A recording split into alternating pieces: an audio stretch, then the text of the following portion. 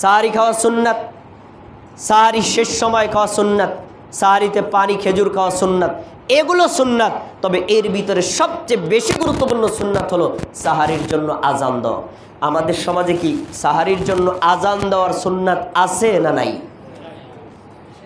যখন আমি এ কথা বলবো তখন আপনারা বলবেন সাহারিতে আজান দিব মানে? এইটা তো জীবনে প্রথম শুনলাম, এ তো কোনোদিন শুনি নাই। আরে আপনি কালো, আপনার এলাকার 40 বছর বুখারি পড়েছে, সেই হুজুরই তো বলে সাহারিতে আজান আছে, জীবনে শুনি নাই। অথচ বুখারিতে 621 নম্বর হাদিসে নবী সাল্লাল্লাহু আলাইহি ওয়াসাল্লাম থেকে স্পষ্ট প্রমাণ, রাসূলের জামানায় সাহারিতে আজান দেওয়া হতো। প্রিয় ভাইরা, এখানে আমি কয়েকটা পয়েন্ট বলবো, খুব মনোযোগ দিয়ে আপনাকে শুনতে হবে। সাহারিতে আজান দেওয়া এটা এতটা গুরুত্বপূর্ণ সুন্নাত যে এই সুন্নাতের বিকল্প চলে না, কিন্তু অন্য সুন্নাতের বিকল্প চলে। প্রমাণ, যখন আমাদের সমাজে সাহারিতে আজান দেওয়ার সুন্নাত নাই, তখন এই সুন্নাতের জায়গায় বসেছে বিদআত। কি বসেছে? মুয়াজ্জিন সাহেব ভোরবেলায় উঠে গিয়ে মাইকে সাইরেন বাজান। কিসের জন্য? সাহারিতে জাগরিত করার জন্য। মুয়াজ্জিন সাহেব মাইকে কোরআন তেলাওয়াত ছাড়লেন, কেন? সাহারিতে জাগরিত করার জন্য। মুয়াজ্জিন সাহেব মাইকে গজল শোনালেন, কেন? সাহারিতে জাগরিত করার জন্য। মুয়াজ্জিন সাহেব ডেকে ডেকে উঠালেন, ভাই আরও আধা ঘন্টার সময় আছে, উঠুন সাহারি খান। কেন ডাকলেন? সাহারির জন্য।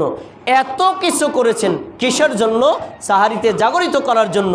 নবীর সুন্নাত বাদ দিয়ে এই যে 4-5টা বেদাত করলেন। বেদাত আবিষ্কার হয়েছে কখন? সুন্নাত মারা গেছে যখন। এজন্যই তো আমি বলি, রমজান মাসে ক্ষমা পেতে চাইতে হলে আপনাকে বেদাত বর্জন করতে হবে। কিন্তু বেদাত কি আপনি না চিনলে কিভাবে বর্জন করবেন?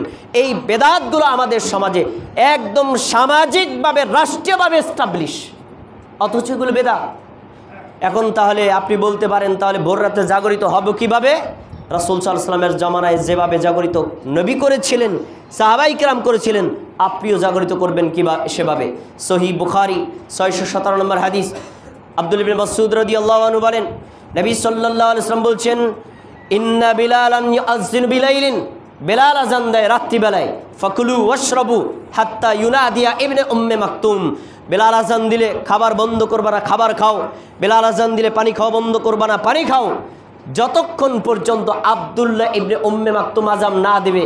কারণ আব্দুল্লাহ ইবনে উম্মে মাকতুম আজান দেন ফজরের, আর বেলাল আজান দেন সাহারিতে জাগরিত করার জন্য। তাহলে সাহারিতে জাগরণ করার জন্য নবীর জামানায় কোনো সিস্টেম ছিল না, নাকি ছিল? ছিল। কি? আজান। এরপরে আরেকটা হাদিস সহিহ বুখারী 621, সেখানে উল্লেখ করে নবী সাল্লাল্লাহু আলাইহি ওয়াসাল্লাম বলেছেন, শোনো, ইন্না বিলালান ইউআযযিনু বিলাইলিন, বেলাল রাত্রিবেলা আজান দেয়, কেন? লিয়ারজিয়া কাইমাকুম অলিয়ুনাব্বিহ নাইমাকুম। তোমাদের মধ্যে কেউ প্রথম রাতে তারাবি পড়ে ঘুমিয়ে গেছে, এরা যদি ভোর রাতে তারাবির জন্য জাগরিত না হয়, ঘুমিয়ে আছে, এই ঘুমন্ত লোকদেরকে জাগরণ করার জন্য বেলাল আজান দিতেন। আর একটা কারণ, তোমাদের মধ্যে যারা কিছু মানুষ আছে প্রথম রাতে তারাবির নামাজ পড়ে নাই, শেষ রাতে তারাবির নামাজ পড়ছে, এই মুসল্লিরা সালাতে আছে, তারা জানছে না যে একটু পরেই ফজরের সময় হয়ে যাবে, তাদেরকে সতর্ক করার জন্য বেলাল রাদিয়াল্লাহু তাআলা আনহু আজান দিতেন, ভাই এখন সালাত শেষ করুন, সাহারি খেয়ে নিন। তাহলে রাসূলের জামানায় বেলাল রাদিয়াল্লাহু তাআলা আনহু সাহারিতে জাগরিত করার জন্য আজান দিতেন। অতএব সাহারিতে জাগরিত করার জন্য সুন্নাত কি? আজান দেওয়া। এখন আপনাদের কাছে এই হাদিসের আলোকে কয়েকটা প্রশ্ন আছে, আমি প্রশ্নগুলোর উত্তর দিচ্ছি, ক্লিয়ার হয়ে যাবেন বিষয়টা। আচ্ছা, সাহারিতে আজান দেওয়া কি ফরজ? যদি না দেই তাহলে কি হবে? উত্তর, সাহারিতে আজান দেওয়া ফরজ না। যদি না যান কি হবে? একটি সুন্নাত পালন করা হবে না। উদাহরণ, এই যে আত্তাকুয়া মসজিদ এবং ইসলামী সেন্টার, এখান থেকে সাহারিতে আজান দেওয়া হয় না। এখন আজান না দেওয়ার কারণে গুনাহ হচ্ছে না, এটা তো ফরজ না, সুন্নাত। একটা সুন্নাতের আমল করা হলো না। 2 নম্বর প্রশ্ন, সাহারিতে আজান দিব, যদি দেই তাহলে তো মারামারি লাগবে। কেন?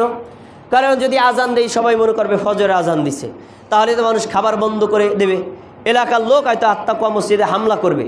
এখন আমার করণীয় কি? উত্তর, এরও পদ্ধতি হাদিসে উল্লেখ করা হয়েছে। কি উল্লেখ? শুনুন, এশা নামাজের আজান আর ফজর নামাজের আজান শব্দগত পার্থক্য আছে না নাই? কি পার্থক্য আছে বলেন? ফজর সালাতের আজানে বলা হয় আসসালাতু খায়রুম মিনান নাওম, এশা সালাতের আজান এই শব্দ নাই। ঠিক একইভাবে যখন সাহারির জন্য আজান দেওয়া হবে তখন আসসালাতু খায়রুম মিনান নাওম থাকবে না, আর ফজরের আজানে থাকবে। তাহলে আসসালাতু খায়রুম মিনান নাওম বুঝলে আমরা শুনলে আমরা কি বলবো? এটা ফজরের আজান। আর আসসালাতু খায়রুম মিনান নাওম যদি না থাকে তাহলে কি বলবো? এটা সাহারির আজান। 3 নম্বর প্রশ্ন, আজান দিতে না পারলে আমাদের করণীয় কি? যেমন আমাদের এই মসজিদ, আমরা সামাজিকভাবে এটাকে সবাই বুঝাতে পারিনি। এখন যদি আজান দেই তাহলে এটাকে নিয়ে একটা সুন্নাত পালন করতে গিয়ে একটা হট্টগোল তৈরি হতে পারে, তা আমরা আজান দিতে পারছি না। এখন আমরা ভোরে জাগ্রত হব কিভাবে? ভাই, আধুনিক পদ্ধতিতে এখন এর বিকল্প রাস্তার অভাব নাই। আপনি এমন একটা ঘর দেখেন, আপনি যান এই যে ঘটকচর এলাকায় যেখানে মানুষ বেদে পল্লী, সেখানে তারা একটা কুটিরে থাকে। এই একটা কুটিরে তাদের একটা পরিবারে 2টা করে টাচ সেট আছে, নাই? আর ভিক্ষুকের ঘরেও তো টাচ সেট আছে। তো আমরা এই মোবাইলে কি অ্যালার্ম দিয়ে ভোরে জাগরিত হতে পারি না? তাহলে কেন আমরা বেদাতের মধ্যে যাব? কেন আমরা ইমাম সাহেবকে দিয়ে জোর করে করাবো? আর কেনই বা ইমাম সাহেব বেদাত করবেন? আমরা তো এটার বিকল্প রাস্তা আছে। তাহলে আমরা বেদাতকে বর্জন করে সুন্নাত অনুযায়ী আমল করতে পারি। এবার আরেকটা প্রশ্ন, ভাই যদি ডাকি তাহলে সমস্যাটা কি? বুঝলাম রসুলের জামানায় আজান দিত, আমরা দেই নাই, কিন্তু আমরা ডাকলাম, ভাই সাহারির সময় হয়েছে, ওঠেন, উঠে সাহারি খান, সমস্যা কি? হ্যাঁ, সমস্যা আছে। শুনুন, সুন্নাত যেখানে চলে যায়, বেদাত যেখানে বসে, সেখানে শত অকল্যাণ জমা হয়। তার প্রমাণ, মসজিদের পাশে যদি আপনার শিশু ঘুমন্ত থাকে, আপনার পাশে সেখানে বাড়ি, আপনার শিশু ঘুমাইতে পারে না, এই ডাকাডাকির কারণে আপনার শিশু ঘুম থেকে উঠতে বাধ্য হয়ে যায় ডাকাডাকির কারণে। তারপরে আপনি একজন অসুস্থ মানুষ, ভোরবেলায় আপনি জাগরিত হন নাই, আপনার এই ঘুম ভেঙে যায়, আপনার অসুস্থ আরও বেড়ে যায় এই ডাকাডাকির কারণে। তারপরে আপনি একজন লোক প্রথম রাতে তারাবির সালাত আদায় করতে পারে নাই, শেষ রাতে তারাবির সালাত আদায় করছে, আপনার ডাকের কারণে, আপনার তেলাওয়াতের কারণে, আপনার গজলের কারণে লোকটা সালাত আদায় করতে পারছে না। এবার আপনি বলুন তো, আপনি এই বেদাত করে আর একটা লোকের আমল কি ব্যাঘাত ঘটাতে পারেন? এই শত অকল্যাণ আমাদের সমাজে জমা হয়েছে। এজন্য আমাদেরকে এই জাতীয় এই বেদাতি কর্ম থেকে বেরিয়ে